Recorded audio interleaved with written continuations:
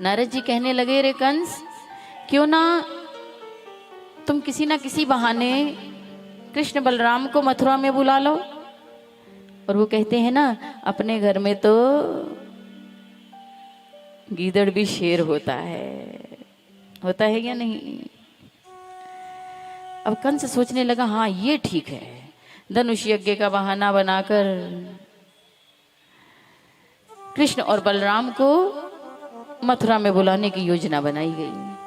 अब लिवाने कौन जाए?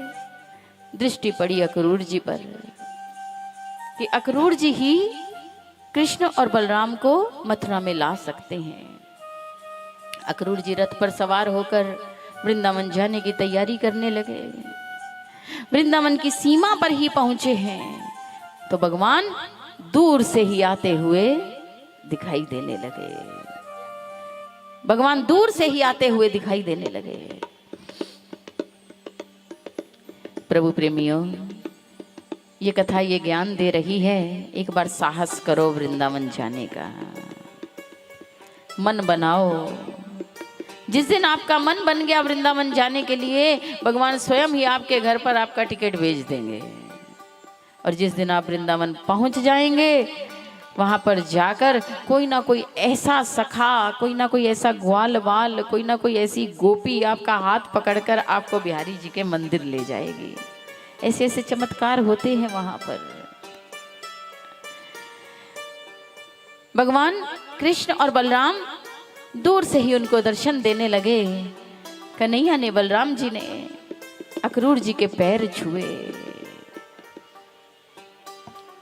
अक्रूर जी कहने लगे, अरे साक्षात परब्रह्म परमेश्वर मेरे पैर छू रहे हैं। कन्हैया बोले, रिश्ते में तो आप हमारे चाचा लगते हैं, रिश्ते में तो आप हमारे चाचा लगते हैं, तो हमें तो आपसे आशीर्वाद लेना ही लेना है।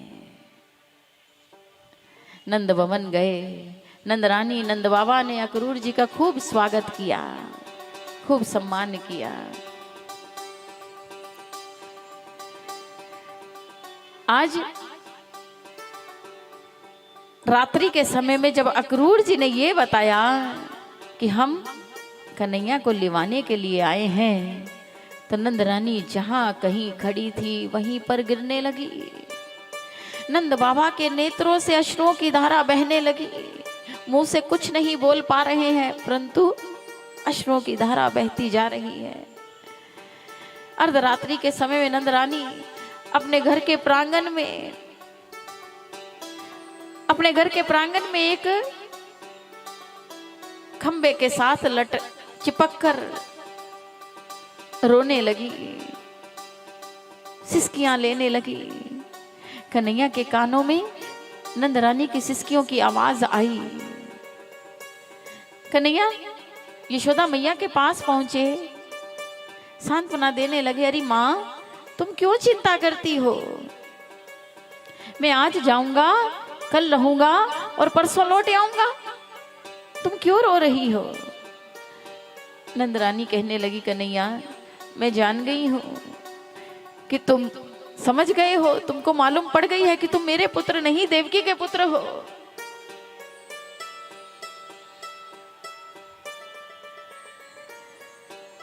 भगवान कहने लगे, नहीं माँ, भले ही मुझे देवकी मैया ने जन्म दिया है, परंतु इस संसार में मैं यशोदा का पुत्र कहलाऊंगा। जन्म देने वाली माँ से बढ़कर पालन करने वाली माँ होती है। भगवान बड़ी मुश्किल से नंद रानी को धैर्य देने लगे, परंतु वो धैर्य कहाँ से मिले। ब्रह्म मुहूर्त का समय हुआ, ब्रजमंडल में ये खबर फैल गई कि अक्रूर जी कन्हैया को लिवाने आए हैं। सारी की सारी गोपियां, ग्वाल बाल, सबके सब ब्रजवासी नंद भवन में आकर भीड़ इकट्ठी हो गई। अक्रूर जी से कहने लगे, हे अक्रूर जी, हमारे प्राण वल्लभ को हमसे अलग मत करो। गोपियां कहने लगी, अरे अक्रूर, तुम हमारे जीवन दाता को यहाँ पर छोड़ जाओ, हम तुमको बहुत आशीर्वाद देंगी। भगवान सबको समझा रहे हैं, धैर्य दे रहे हैं। भगवान कहने लगे, हे चाचा, यदि हम थोड़ी देर और रुके तो ये गोपियां गोप ग्वाल जाने अपने प्राण ही ना त्याग दें। अब कम से कम इनको हमारे आने का इंतजार तो रहेगा। ऐसा ना हो कि हमें सम्मुख देखकर, जाता हुआ देखकर हमारे सामने ही अपने प्राण त्याग दें। आप जल्दी से जल्दी रथ पर सवार होकर रथ को आगे बढ़ाएं। कृष्ण बलराम सहित अक्रूर जी ने रथ पर सवारी की, रथ को आगे बढ़ाया। सबकी सब गोपियां चिल्लाती हुई, दौड़ती हुई रथ का पीछा कर रही हैं। वहां तक पीछा करती रही जब तक रथ के पहिए, घोड़े धूल को हवा में नहीं मिला देते। रास्ते में यमुना जी आई। अक्रूर जी के मन में कुछ शंका है। भगवान ने जान लिया कि अक्रूर जी के मन में कुछ शंका है। भगवान कहने लगे, रे चाचा, यदि आप चाहें तो यमुना जल में स्नान कर सकते हैं। अक्रूर जी ने ज्यों ही यमुना जल में स्नान करने के लिए गोता लगाया, जल में क्या देखा कि भगवान शेष की शैया पर लेटे हुए हैं, माँ लक्ष्मी उनके पैर दबा रही हैं। जल से ऊपर देखा तो भगवान रथ पर बैठे हुए हैं। फिर से डुबकी लगाई, फिर से डुबकी लगाई, क्या देखा? भगवान चतुर्भुजी रूप लेकर अक्रूर जी को दर्शन दे रहे हैं। बाहर निकलकर देखा, भगवान रथ पर बैठे हैं। अक्रूर जी की शंका का समाधान हुआ। भगवान ने अपने हृदय से लगाया। आज जब वो रथ मथुरा को पहुंच गया, मथुरा नगरी सुसज्जित हो रही है। कंस के महल में जाने से पहले ही कन्हैया ने धोबी का उद्धार किया। भगवान के मित्र ग्वाल बाल नंद बाबा सहित वहां पर उनसे पहले ही पहुंच गए। धनुष यज्ञ को देखने के लिए वो सब पहले ही पहुंच गए।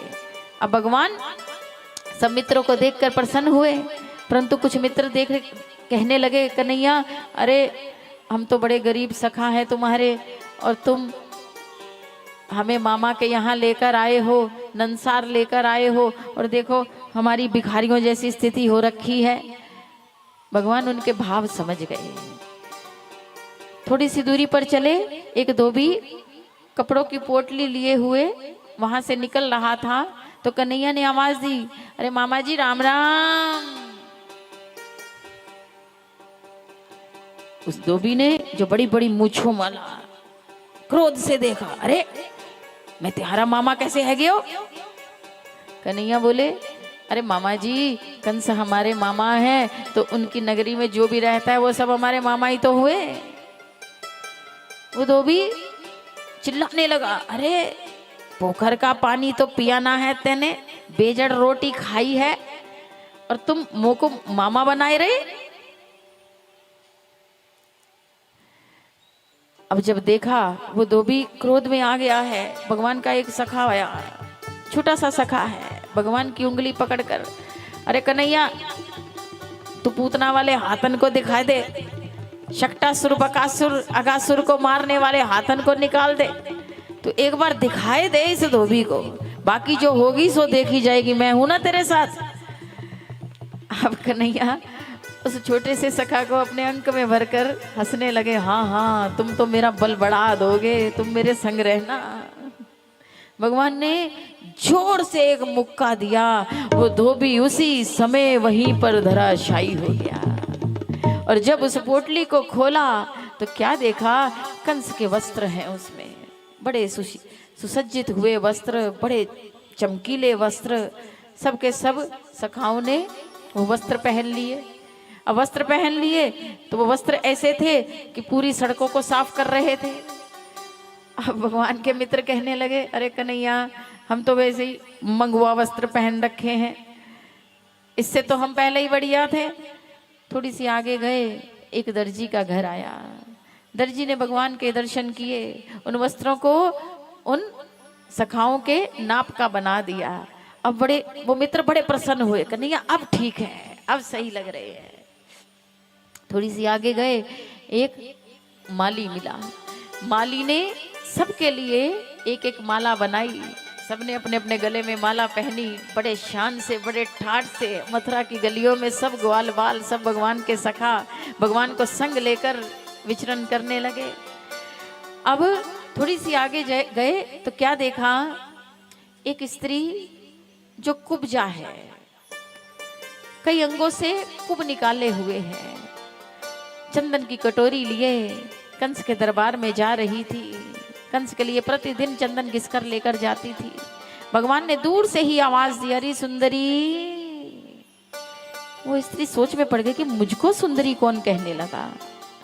पीछे मुड़कर देखा, कन्हैया का दर्शन मिला। अरे सुंदरी, हम आपको ही कह रहे हैं। वो स्त्री बोली, अच्छा आपने मुझे सुंदरी कहा?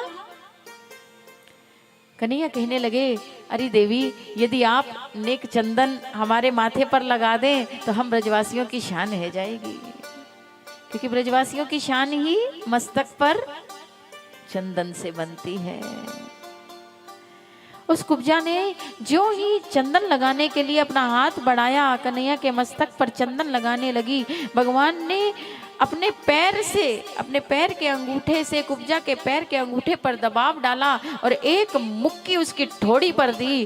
कुब्जा एकदम सीधी हो गई।